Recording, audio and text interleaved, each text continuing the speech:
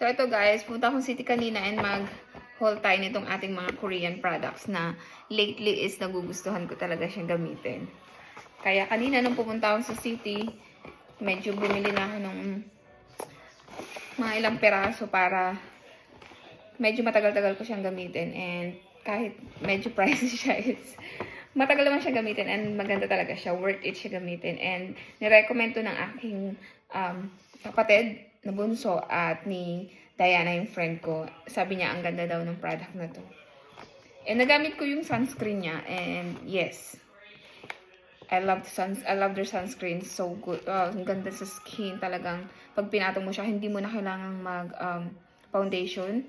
Maglagay ng foundation kasi sobrang para ka nang naka-makeup pag nilagay mo yung sunscreen. So, ito yung mga binili ko. Ito yung ginagamit ko ng sunscreen nila. Centella.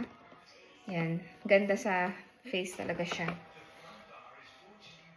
Highly recommended. And then, ito, itatry ko naman tong cleansing gel foam. Yan. Panghilamos. Itatry natin to. So, yan guys. Centella. And then, itong kanilang toner. Yan, try ko din siya.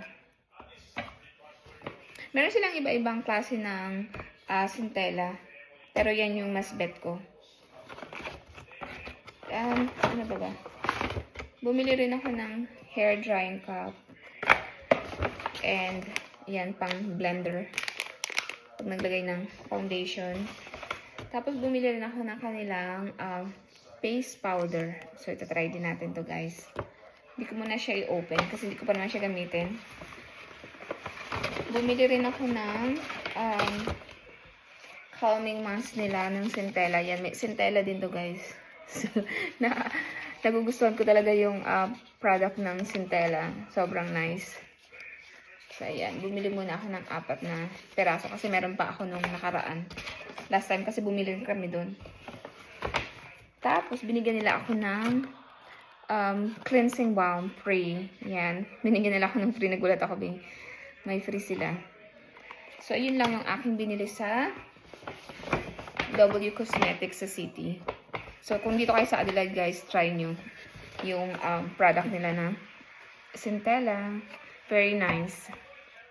So, yun lang.